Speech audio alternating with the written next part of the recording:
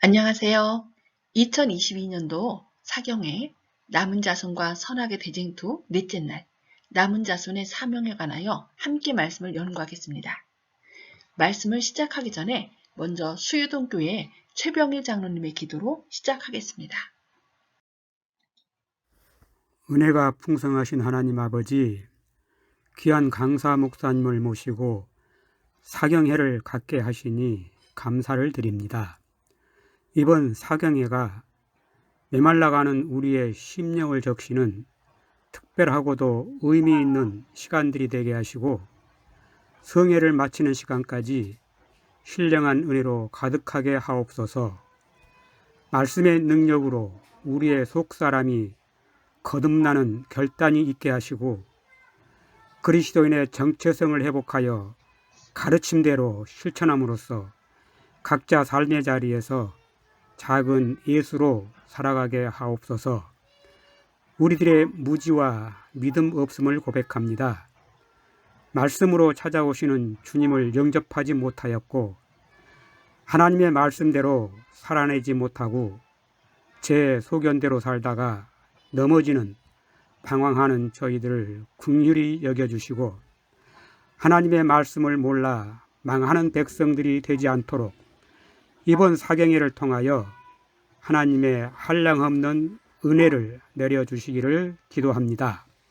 3년에 걸쳐 계속되는 코로나19 감염으로 믿음을 지키며 살아가기에 참으로 힘든 세상을 살아가는 성도들에게 필요한 말씀을 주시고 수의동교회가 하나님의 마음에 합한 교회, 하나님의 뜻을 이루어드리는 공동체가 되도록 주님께서 귀 쓰시는 이정화 목사님을 통하여 말씀하여 주시옵소서. 저희들이 듣겠습니다. 그리고 말씀 따라 순종하며 살겠습니다. 이정화 목사님 영육간에 강건하게 하시고 성령의 충만한 기름 부음이 있으셔서 기도로 정성껏 준비하신 하나님의 말씀을 대언하시기에 부족함이 없게 하여 주시옵소서. 말씀 사경회가 하나님의 은혜 가운데 잘 진행되게 하여 주시고 시간마다 모든 성도들이 믿음 충만, 성령 충만, 은혜 충만한 시간이 되기를 간절히 기도합니다. 예배의 시종을 주님께 의탁하오며 말씀이 육신이 되어 우리에게 찾아오셨던 예수 그리스도의 이름으로 감사하며 간절히 기도합니다. 아멘. 어제 배운 말씀 잠깐 복습하는 시간을 갖도록 하겠습니다. 남은 자손의 특징 3가지를 함께 살펴보겠습니다. 첫 번째, 하나님의 계명을 지키는 자. 구원을 얻기 위해서 지키는 것이 아니라 계명들이 신자들의 마음에 거하시는 하나님과 그리스도의 성품의 계시이기 때문에 지키는 자들입니다. 두 번째, 예수의 증거를 가진 자. 예수의 증거는 하나님께서 마지막 교회의 사명을 완수할 승리의 지침서로 주신 것인데 이것을 저희는 예언의 신이라고 하죠. 그래서 예언의 신을 가진 자들. 세 번째, 예수님의 믿음을 행사하는 자. 예수님께서 행사하신 믿음, 즉 자신의 뜻을 내려놓고 온전히 아버지 하나님을 의지한 믿음을 행사하는 자들인 것입니다. 오늘은 제4장 남은 자손의 사명에 관하여 함께 공부하겠습니다. 중심기억절을 함께 읽어볼까요? 요한계시록 14장 6절 말씀입니다. 시작! 또 보니 다른 천사가 공중에 날아가는데 땅에 거하는 자들 곧 여러 나라와 족속과 방언과 백성에게 전할 영원한 복음을 가졌더라. 남은 자손. 역사 속에서 남은 자손은 시대를 불문하고 하나님이 위탁하신 사명을 위해 존재했습니다. 마지막 남은 자손들도 역시 사명을 위해 존재합니다. 재림교회의 성도들은 교회 역사의 초기부터 자신들을 남은 자손으로 확신하고 있었습니다. 재림교회의 남은 자손에게 위탁하신 특별한 사명이 있는데 그 사명은 무엇인가요? 하나님께서는 어떤 목적을 가지고 재림교회 신앙 공동체를 부르셨을까요? 사명을 위한 부르심. 하나님의 부르심에는 두 종류가 있습니다. 첫째는 구원을 위한 부르심이고 두 번째는 봉사 또는 사명 수행을 위한 부르심입니다. 남은 자손으로의 부르심은 후자에 해당합니다. 이 부르심은 공동체 전체를 향한 하나님의 부르심입니다. 남은 자손의 세 가지 특징은 위탁된 사명과 직접 연관되어 있습니다. 공동체에 대한 부르심을 살펴보겠습니다. 남은 자손의 부르심은 공동체 전체를 향한 부르심입니다. 남은 자손인 재림교회에 적용하면 재림교회라는 신앙 공동체 전체를 부르신 것입니다. 구약 당시의 남은 자손은 하나님께서 아브라함의 후손들을 하나님의 선택된 백성으로 삼으셔서 그들의 후손으로 메시아를 이 땅에 보내셔서 이방인들을 복음화하기로 작정한 공식적으로 지정된 집단이었습니다. 그들은 흩어져 있던 각각의 충성스러운 개인들이 아닌 하나의 공동체로 하나님의 거룩한 위임을 받아 이 땅에 존재한 가시적인, 즉 눈에 보이는 조직체였다고 성경 주석은 언급합니다. 재림교회 공동체를 부르심. 그들, 즉 재림교회 신자들은 하나의 공동체로서의 자신들을 모든 일을 회복하도록 하나님의 보내심을 받을 말라기 4장 5, 6절에 나타난 그 약속된 엘리야로 여긴다고 신약 핸드북은 말하고 있습니다. 성경 역사에서 공동체에 대한 하나님의 부르심은 언제나 사명 수행을 위한 부르심이었습니다. 대부분 구원의 복음을 전파하는 것이 포함되어 있었습니다. 하지만 이것이 공동체에 속한 사람의 개인적인 구원을 보증하지는 않았습니다. 사람에게 구원의 선물이 주어지는 것은 그가 그리스도를 개인의 구주로 받아들였기 때문이지 어떤 신앙 공동체에 속하기 때문이 아닙니다. 우리가 안식일 교인이라고 해서 구원이 주어지는 것이 아니라는 것입니다. 계시록 12장 17절에 남은 자손은 하늘이 그들에게 부여한 특별한 사명을 수행하기 위해 존재하는 것입니다. 남은 자손의 세 가지 특징입니다. 어제도 살펴보았는데요. 오늘은 약간 다른 측면으로 공부하겠습니다. 첫째, 하나님의 계명입니다. 계명 준수는 구원의 조건도 구원의 방법도 아닙니다. 왜냐하면 율법의 행위로는 의롭다 하심을 얻을 육체가 없기 때문입니다. 하나님의 율법과 계명을 강조하다 보면 대체로 많은 기독교인들은 우리를 율법주의자로 몰아갑니다. 그러나 재림교회 백과사전에서는 도덕적 율법은 그것을 범한 자를 의롭게 할 수 없으며 또한 그것을 지키는 사람으로 하나님의 환심을 사게 하지도 못한다. 재림교회는 율법의 행위로는 구원을 받을 수 없음을 단언한다고 말하고 있습니다. 또한 화이트인도 우리는 율법에는 구원이 없다는 사실을 분명히 인식해야만 한다.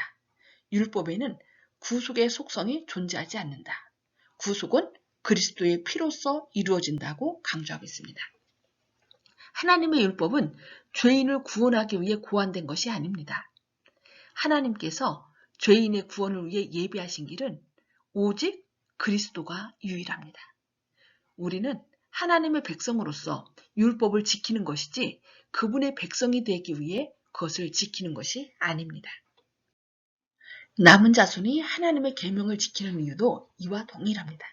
그들이 하나님의 율법을 지키는 자들로 살아가는 것은 세상 역사의 마지막 때에 그분의 택함 받은 무리로서 그분이 위탁하신 사명을 수행하기 위한 것이지 그것을 통해 자신들의 구원을 완성하기 위한 것이 아닙니다. 남은 자손의 세 가지 특징 가운데 두 번째입니다. 예수의 증거. 예수의 증거를 가지는 것도 구원의 조건이 아닙니다. 예수의 증거를 가지고 있는 것은 구원과 직접적인 연관이 없습니다. 예수의 증거는 엘렌 화이트를 통해서 교회에 주신 특별한 기별인데 이 기별은 하늘에서 온 기별입니다. 하지만 주된 목적은 구원에 대한 지식을 주는 것이 아닙니다. 구원에 대한 지식은 이미 성경 말씀을 통해 주셨습니다. 인류의 구원을 위해서는 성경 외에는 어떤 다른 기별도 필요가 없습니다. 예언의 신은 성경에 불완전하거나 부족한 부분을 채워주는 기별이 아닙니다. 이 기별을 주신 것은 사단과의 마지막 싸움에서 승리케 하기 위함입니다. 예언의 신은 구원의 지침서가 아닌 사명 완수를 위한 지침서로 하나님이 주신 기별입니다. 남은 자손의 세 가지 특징 가운데 마지막 예수의 믿음입니다. 죄인을 구원하는 믿음은 예수를 믿는 믿음입니다. 주 예수를 믿으라. 그리하면 너와 네 집이 구원을 얻으리라. 사도행전 16장 31절 말씀. 구원은 그리스도를 믿음으로 얻게 되는 하나님의 값없는 은혜의 선물입니다. 예수의 믿음은 예수를 믿는 믿음과 구별됩니다. 예수께서 이 땅에 사시는 동안 소유하고 행사하셨던 믿음이 예수의 믿음입니다. 예수의 믿음을 지키는 것이 남은 자손의 사명입니다.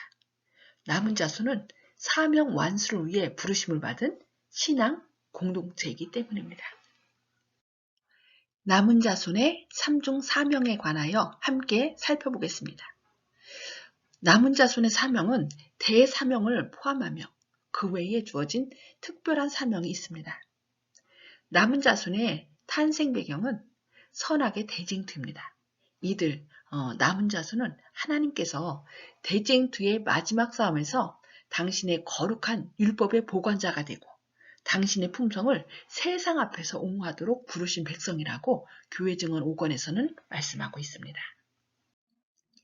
남은 자손에게 세 가지 사명, 즉 삼중 사명이 주어졌는데 첫째는 하나님의 율법을 회복하고 둘째, 그분의 품성을 옹호하며 셋째, 재림을 위해 세상을 준비시키는 사명입니다.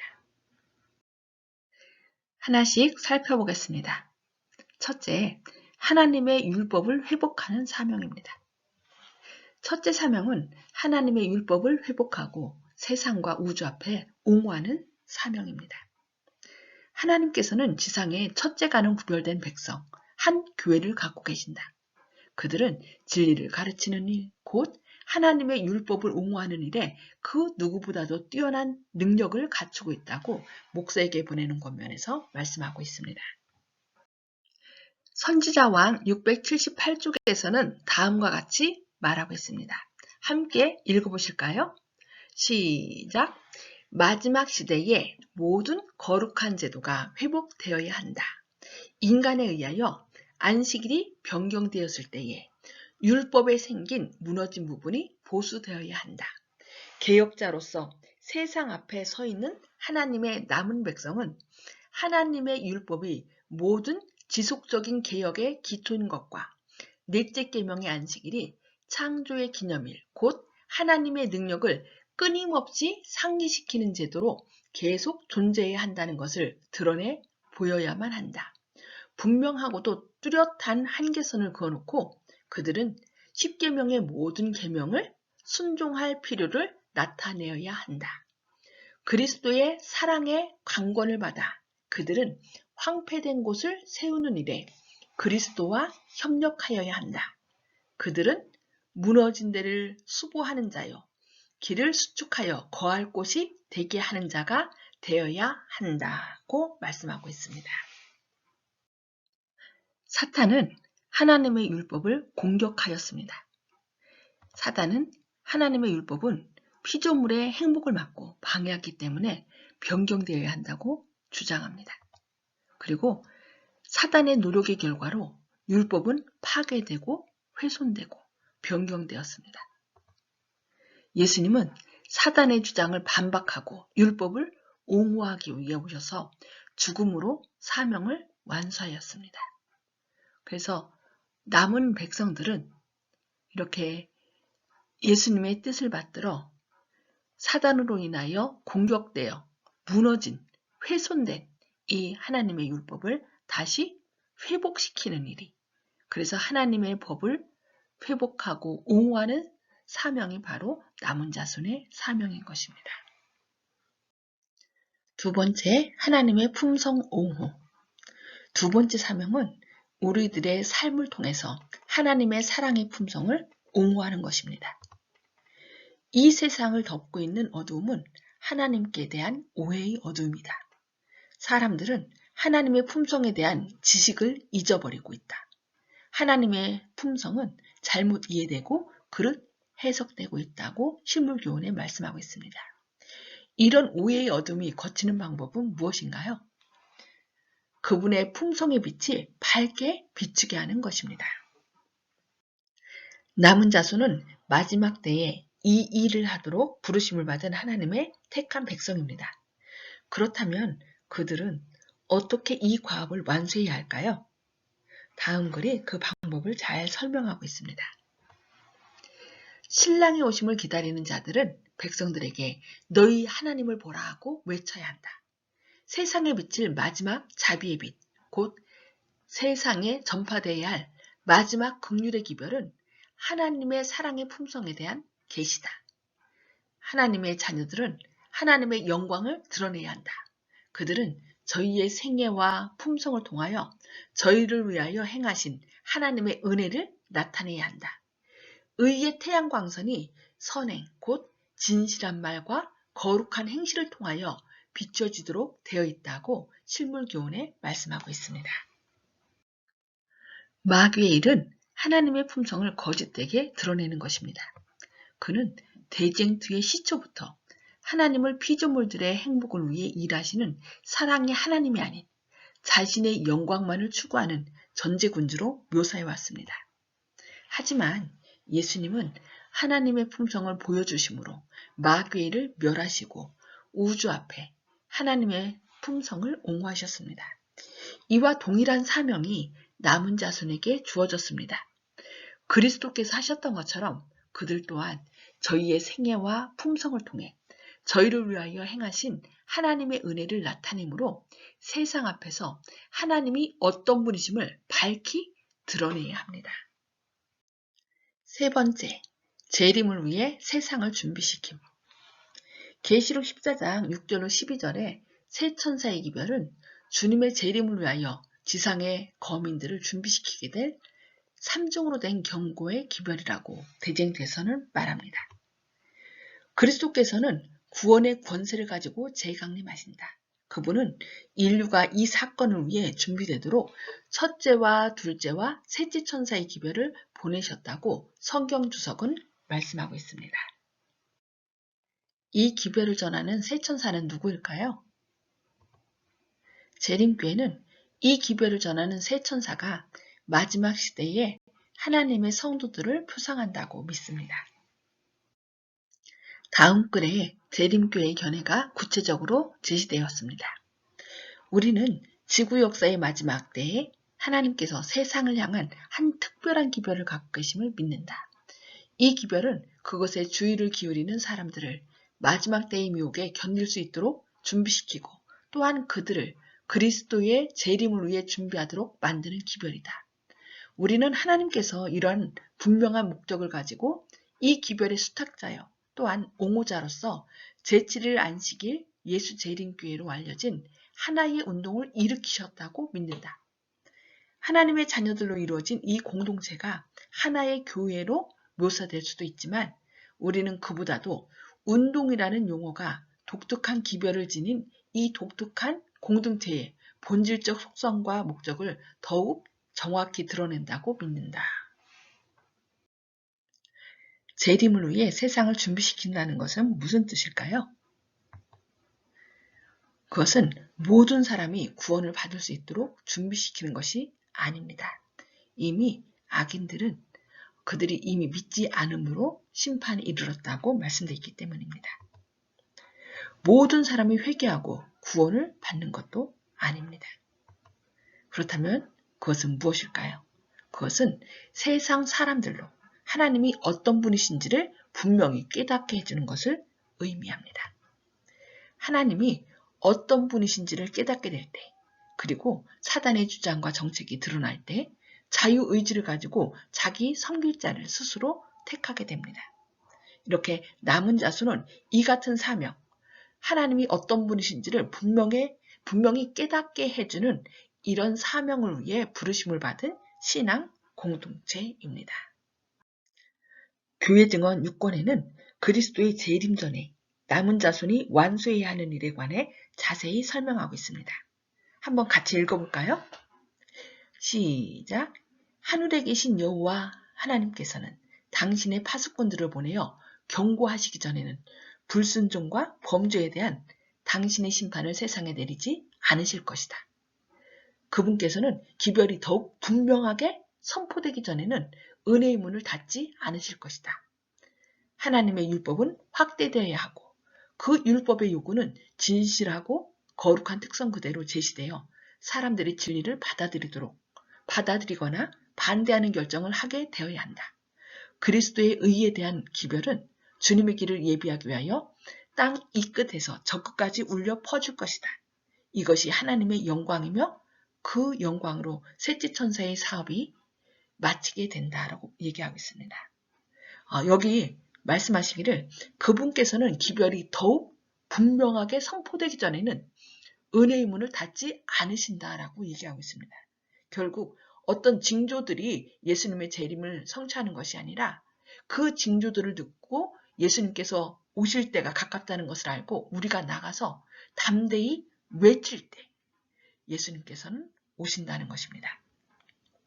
요한계시록 14장의 새 천사의 기별은 재림을 위해 세상을 준비시키는 것이 목적입니다. 그 준비란 모든 사람들의 구원이 아니라 하나님이 어떤 분이신지를 모든 사람들에게 깨닫게 해주는 것입니다. 그렇다면 새 천사의 기별의 핵심은 무엇일까요? 새 천사의 기별을 살펴보겠습니다.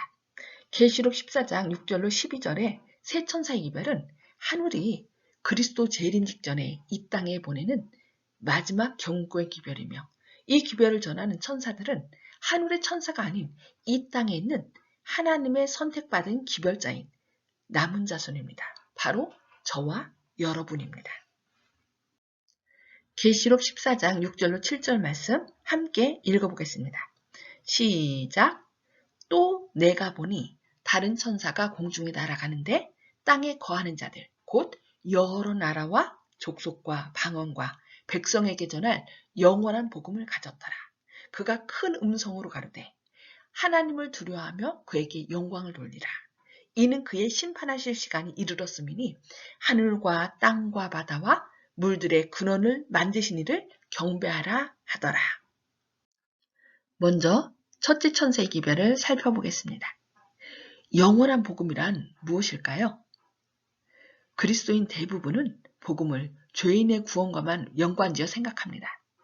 죄로부터의 구원은 복음의 개념을 타락한 세상에 가두어 놓는 것입니다. 하지만 하나님의 복음은 타락한 인류만을 위한 것이 아닙니다.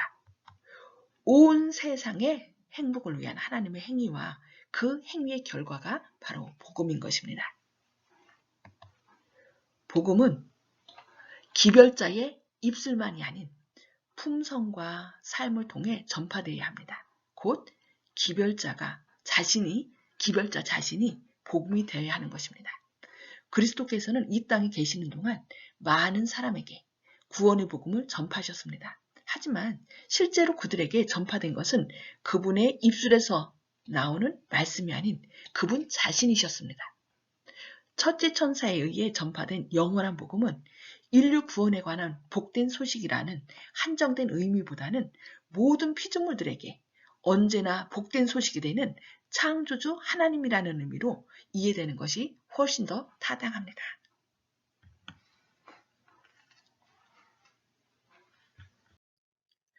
영원한 복음의 내용은 무엇인가요? 하나는 하나님의 심판의 때가 이르렀으니 그분을 두려워하고 그분께 영광을 돌리라는 것입니다.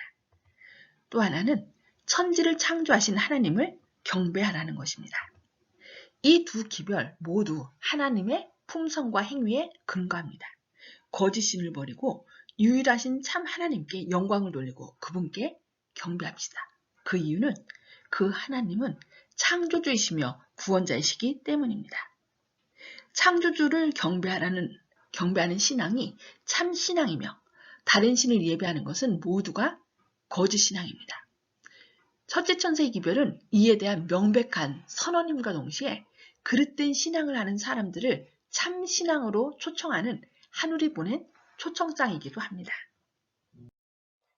둘째 천사의 기별, 요한계시록 14장 8절 말씀을 함께 읽겠습니다. 시작. 무너졌도다 무너졌도다 큰 성 바빌론이여, 모든 나라를 그 음행으로 인하여 진노의 포도주로 먹이던 자로다. 둘째 천사의 기별을 살펴보겠습니다. 둘째 천사의 기별은 바벨론이 무너진다는 기별입니다. 바벨론은 무엇을 뜻할까요? 하나님께서는 생육하고 번성하여 땅에 충만하라고 말씀하시는데 이를 믿지 않고 세운 것이 바벨탑입니다. 그리하여 바벨론은 하나님을 대적하는 세력을 상징했습니다. 바벨론의 목적은 자신들의 이름을 내는 것입니다. 그리고 바벨론의 정신은 자신을 높이는 사단의 정신을 계승했습니다. 이렇게 사단의 정신을 계승한 바빌론 제국은 예루살렘 성전을 회파하였고 또 기명들을 탈취해 감으로 예배 제도를 파괴하고 이스라엘 백성들을 포로로 잡아가 거짓 신을 섬기도록 강요했습니다. 바벨론의 표상과 상징을 살펴보겠습니다. 첫째, 바벨론은 사람이 만든 거짓 예배 제도를 상징합니다. 그리고 바벨론은 그런 거짓 예배 제도를 옹호하고 유지하는 배도한 교회를 상징합니다. 그리고 모든 나라를 그 음행으로 인하여 진노의 포도주로 먹인 자가 바로 바벨론인데 여기서 말하는 음행은 그리스도를 떠나서 국가 권력과 결탁하는 것을 표상합니다. 그리고 포도주, 원래 포도주는 성만찬 예식 때 주님께서 흘리신 피로 죄의 용서를 상징하는 것인데 바벨론의 포도주는 예수님 없이 자신의 행위로 구원 얻고자 하는 이교의 가르침을 상징하며 또한 바벨론은 참과 거짓이 혼합된 상태를 표상합니다. 바벨론의 역사적, 영적인 적용. 역사적으로는 배도하고 타락한 교회에 적용할 수 있고요. 영적으로는 순수함을 상실하고 하늘의 원칙과 세상의 원칙이 뒤섞여 혼합한 개인의 신앙 상태에 적용할 수 있습니다. 둘째 천사의 선언과 초청입니다. 둘째 천사는 바벨론의 몰락을 선포합니다. 하나님의 방법이 아닌 인간의 행위로 구원 얻고자 하는 바벨론은 결국 몰락할 것을 말하는 것입니다. 또한 바벨론에 대한 심판의 기별이 선포된과 동시에 하나님의 백성들에게는 거기서 나오라는 마지막 초청의 기별이 주어집니다. 배도한 교회 안에 있는 참 백성들이 있습니다. 그들에게 주시는 기별은 무엇인가요? 거기서 나와 그의 죄에 참여하지 말고 그의 받을 재앙들을 받지 말라는 마지막 간절한 초청이 주어집니다. 그리고 믿는 개인들에게는 처음에 단순하고 순수한 신앙으로 돌아갈 것을 강권하는 기별입니다. 앞에서 살펴본 것과 같이 첫째 천사의 기별의 핵심은 누구를 예배할 것이냐 하는 것이고 둘째 천사의 기별은 누구를 어떻게 예배할 것이냐를 우리에게 말씀하고 있습니다. 셋째 천사의 기별, 요한계시록 14장 9절로 11절에 있는 말씀 함께 읽어보겠습니다. 시작. 만일 누구든지 짐승과 그의 우상에게 경배하고 이마에나 손에 표를 받으면 그도 하나님의 진노의 포도주를 마시리니 그 진노의 잔에 섞인 것이 없이 부은 포도주라. 거룩한 천사들 앞과 어린 양 앞에서 불과 유황으로 고난을 받으리니 그 고난의 연기가 세세토록 올라가리로다. 짐승과 그의 우상에게 경배하고 그 이름의 표를 받는 자는 누구든지 밤낮 쉼을 얻지 못하리라. 셋째 천사의 기별을 살펴보겠습니다. 셋째 천사의 기별은 짐승과 그 짐승을 위해 만든 우상에게 경배하면 고통을 당하니 제발 고통당하지 말고 살라는 경고의 기별입니다. 여기서 말하는 짐승은 계시록 13장의 첫째 짐승입니다. 그리고 짐승의 우상은 새끼양 같은 둘째 짐승, 곧 땅에서 올라온 짐승이죠. 곧 미국이 첫째 짐승을 위해 만든 우상을 말하고 있습니다. 이에 관하여 교리주의에서는 다음과 같이 설명합니다. 계시록 13장에 등장하는 첫 번째 짐승은 여러 세기 동안 그리스도교 세계를 지배한 교회와 정부의 연합체다. 용으로부터 권세를 부여받은 것으로 미뤄볼 때 이 짐승은 이 땅에서 사단의 대리자로 활동하는 존재임이 분명하다. 짐승의 우상은 마지막 시대에 교회들이 종교개혁에 참 정신을 잃어버리고 다른 이들에게 자신의 가르침을 강요하기 위해 정부와 손을 잡을 때 생겨날 배도한 종교 형태를 표상한다고 말하고 있습니다. 짐승과 짐승의 우상. 짐승은 교회와 정부의 연합체였듯이 짐승의 우상도 그와 유사한 연합체일 것입니다. 그리고 짐승이 하나님의 참 백성을 핍박하였듯이 짐승의 우상도 그와 똑같은 행동을 할 것입니다. 짐승과 짐승의 우상의 연합체가 어떻게 일할까요? 계시록 16장 13절에는 내가 몸에 개구리 같은 새의 더러운 영이 용의 입과 짐승의 입과 거짓 선지자 입에서 나오니 이렇게 말하고 있습니다. 이들이 다 삼중연합, 하나님께서 성부, 성자, 성령 이렇게 삼위일체가 돼서 일하는 것처럼 이 연합체도, 하나님을 대적하는 이 연합체도 하나님의 것을 그대로 모방하여 용과 짐승과 거짓 선지자가 서로 연합하는 걸 볼 수 있습니다. 이들은 먼저 대연합운동, 초교파운동, 종교통합운동을 벌입니다. 그래서 지금 많은 종교들이 통합운동을 벌여서 불교에도 또 기독교에도 아니면 힌두교에도 각 모든 종교에 다 구원이 있다고 하는 종교 다원주의를 믿으면서 연합하고 있습니다. 그리고 두 번째는 종교와 정부와 경제인들이 연합운동을 하고 있습니다. 그리고 세 번째는 그 연합의 핵심 요소를 보면은 그들은 일요일 신성설과 또 영혼 불멸설, 즉 강신술이죠. 이것으로 서로 연합된 것을 볼 수 있습니다. 그래서 종교연합, 또 교회가 연합하고 종교가 연합하고 종교와 정부가 연합하여서 또 이렇게 함께 하는데 공통 분모는 일요일 신성설과 영혼 불멸입니다. 반면에 하늘가족의 대연합운동을 살펴보겠습니다. 그들은 그리스도께서 연합을 시킵니다. 타락하지 않은 하늘의 천사들과 다른 세계의 거민들, 그 다음에 하나님의 참 백성들을 연합시켜서 혹시 그들 지금 바빌론 안에 있다 할지라도 그들을 불러내서 함께 연합하도록 하는 것입니다. 그 다음에 그들은 창조주 하나님, 우리를 구원하신 하나님만을 유일한 경배의 대상으로 선포합니다. 그들의 연합의 핵심 요소는 뭐예요? 제7일 안식일. 하나님께서 우리의 창조주요 구원자이심을 입증하는, 잊지 않도록 주신 그 제7일 안식일인 것입니다. 그리고 이들은 완전한 심판에 대한 경고를 이 세상을 향하여 바랍니다. 창조주를 경배하지 않고 짐승과 우상에게 경배하는 자들에게 이 말 심판을 얘기하면서 제발 나오라. 그들의 타락에, 그들의 심판에 참여하지 말고 빨리 나오라고 세상을 향하여 하나님의 자비의 경고를 바라고 있는 것입니다. 세 천사 기별의 요약과 결론입니다. 세 천사는 복음을 선포하는 성도들로 천사는 남은 자손 곧 재림 성도들을 말합니다. 세 천사의 핵심 기별은 창조주 하나님을 경배하라는 것입니다. 대쟁투의 마지막 쟁점은 하나님과 짐승의 우상 중 누구를 영원한 예배의 대상으로 선택하냐는 것입니다. 여러분은 누구를 경배하시겠습니까? 세 번째, 영원한 복음은 모든 피조물들에게 복된 소식이 되는 하나님 자신을 의미합니다. 그리스도의 구원은 타락한 인류를 위한 최상의 복음이며 복음의 일부분입니다.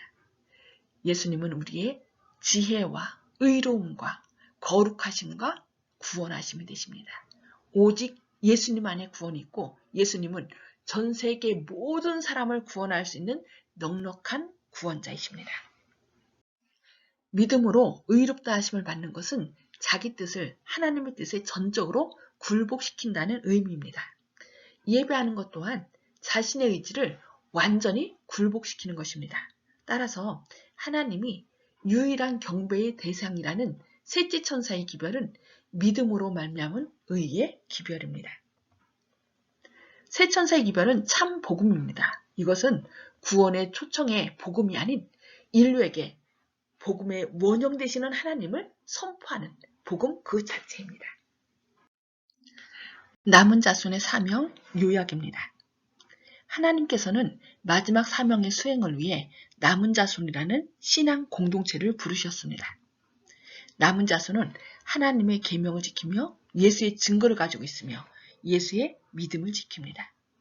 남은 자손은 하나님의 율법을 회복하고 품성을 옹호하며 재림을 위해 세상을 준비시킵니다. 그리고 세 천사의 기별로 하나님을 선포합니다. 성령 충만함을 받아 남은 자손의 사명을 잘 감당하시는 저와 수유동교회 성도님들 되시기를 기도합니다. 기도하시고 마치겠습니다. 하늘에 계신 아버지 하나님, 오늘도 사경의 넷째 날 말씀을 통해 남은 자손의 사명을 듣게 하시니 감사합니다.